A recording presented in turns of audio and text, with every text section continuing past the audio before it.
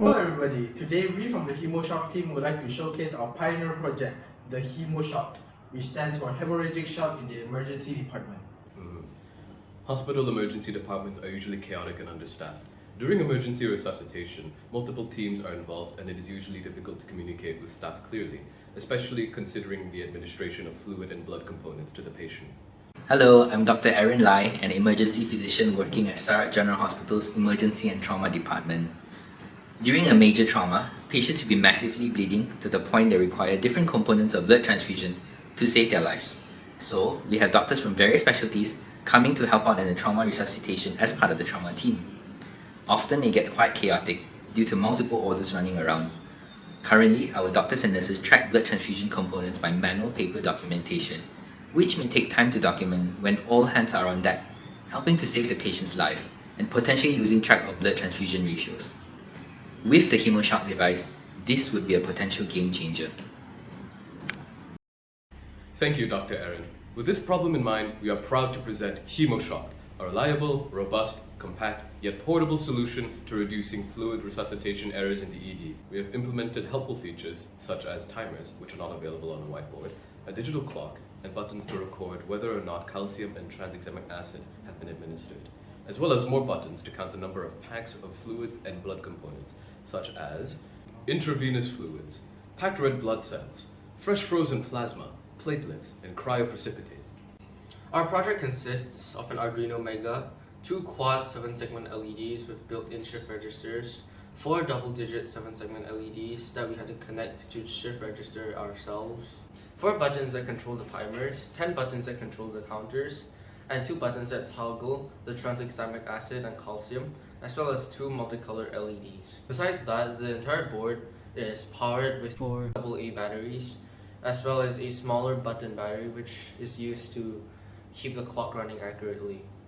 This entire board was laser cut and spray painted. For the software, I will explain the quickest way possible in sections.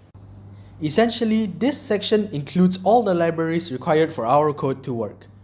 This section makes the real-time clock work using something called Unix time, which allows our board to know the time accurately without being connected to the internet.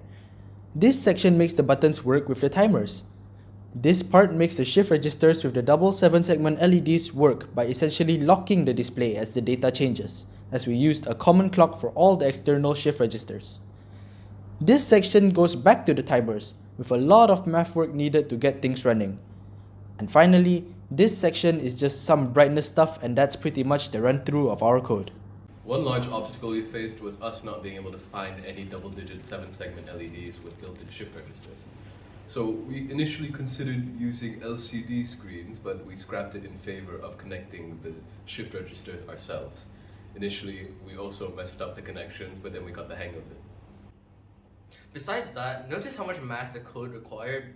Without our mentors, it would have simply been impossible. Remember Dr. Aaron Lai from earlier in this video? Well, we got him to bring it back to his workplace to test it out, and this is what he had to say. The pros of this device is that it provides visual aid for the trauma team to keep track of the blood transfusion ratios.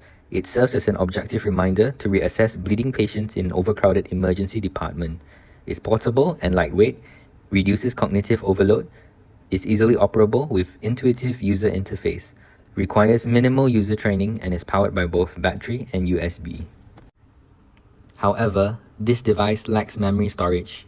It also lacks alarms to actively remind medical staff to reassess the patient, is not currently robust, and can only be placed on the surface. Thank you, Dr. Aaron. These drawbacks can be perfected in the upcoming future by adding smart components and Wi-Fi or Bluetooth capabilities to connect the board to the hospital's database in order to store patient data real-time. This idea can even be further advanced by creating a mobile app for medical personnel to access the hospital database from their own mobile devices. Here at HemoShocked, we aspire not only to change the lives of vast numbers for the better, but to save them and to ensure that lives are not easily wasted. Thank you.